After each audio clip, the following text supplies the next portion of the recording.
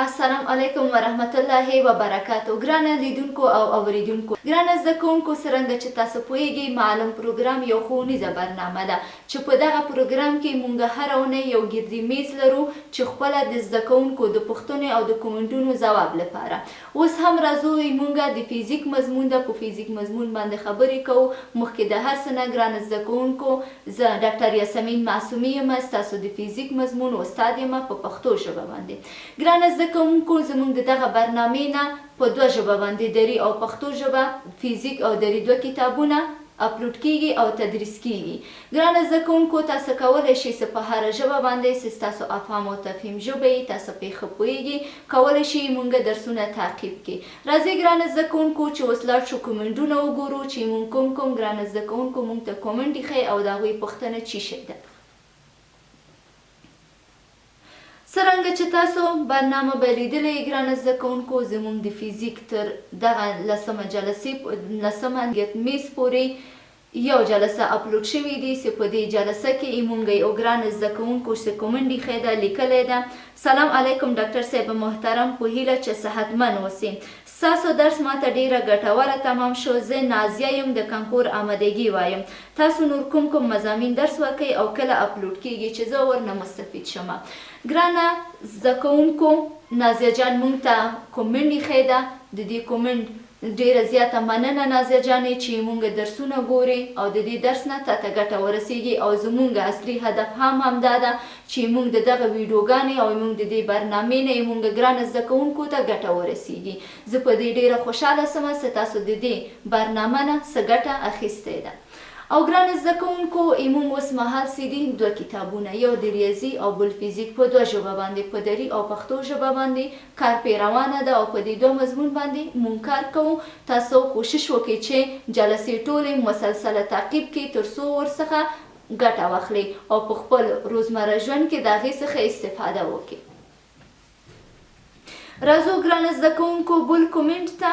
صدف خور مې لیکلی ده: محترمه خورې، الله جل جلاله مې ونازوه، الله جل جلاله مو هغه دنیا ښایسته کړه. مننه کومه صدف خورې ستا د دغه دعا نه. بیا لیکلی: په زړه پورې برنامه، خو یو هیله درنه لرم چې دغه برنامه تر پایه پورې ورسوئ. ګرانه زده کوونکو، څرنګه چې ما مخکې هم وویله، مونږ دوه کتابونه په لاس کې لرو چې فیزیک او ریاضي ده په دوه ژبه باندې. انشاءالله چې دغه دوه کتابونه تر اخره پورې د شپږم صنف نه نیولی تر 12مه پورې تاسو ته مونږ جلسې جوړو او ویډیوګانې اپلوډ کوو تر څو چې تاسو ورنه مستفید شئ. مننه کومه د صدف خور نه مې. راځو بل کومنټ ته. مونږ یو زده کوونکي د زحل په نوم ویلی: سلام ډاکټر صاحب، په دا هیله چې صحتمنده اوسئ. ستاسو درس ماته ډیره ګټوره و. زه زحل یم، زه آمادګي کانکور وایم. ستاسو نور کوم مضامین تدریس کوي او کله اپلوډ کیږي چې زه ورنه مستفید شم؟ مننه کومه زحل خورې، زمونږ همیشني شاګرده چې په فیزیک او ریاضي په دواړه کې فعاله شاګرده او ډیره زیاته ورنه مننه چې مونږ ویډیوګانې ګوري او د دې نه ګټه اخلي. مونږ د دې نه هم ډیره خوشحاله یو چې مونږ د ویډیوګانې نه مونږ زده کوونکو ګرانه هیوادوالو کولی شي چې ګټه واخلي.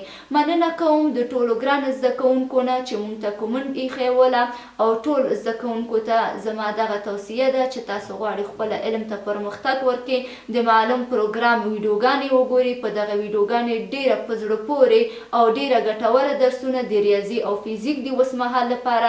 او ګرانه زده کوونکو، یو بل زده کوونکو چې پوښتنه کړې وه چې مونږ کوم مضامین په لاس لرو، اوس مهال چې دی یو ریاضي او فیزیک ده او انشاءالله کوشش کوو چې په راتلونکو کې کیمیا او بیولوژي هم تاسو ته درسونه او جلسې آماده کړو. خو تاسو اوسه پورې چې مونږ دوه کتاب ریاضي او فیزیک ده کولی شئ د دې نه ګټه واخلئ. په منظمه ډول دغه جلسې ټولې تاسو تعقیب کړئ څوک چې آمادګي کانکور وایي یا د شپږم نه تر 12مه ټولګي پورې دي موږ ټوله جلسې په ترتیب باندې جوړ کړی ده. تاسو کولی شئ چې هره جلسه وګورئ او د هغې نه ګټه واخلئ. مننه کوم د هغه اوریدونکو او لیدونکو نه چې تر اوسه پورې په دغه دم پورې موږ سره وو. زموږ لسم ګردي میز تر دې پایه پورې ولیدله او واورېدله. تر بله راتلونکی میزیګر پورې چې موږ ستاسو کومنټونه اخلو او ستاسو پوښتنو ته ځواب ورکوو. تاسو مهربانه او بخښونکی الله ته سپارم. ښه وخت. د خدای په امان.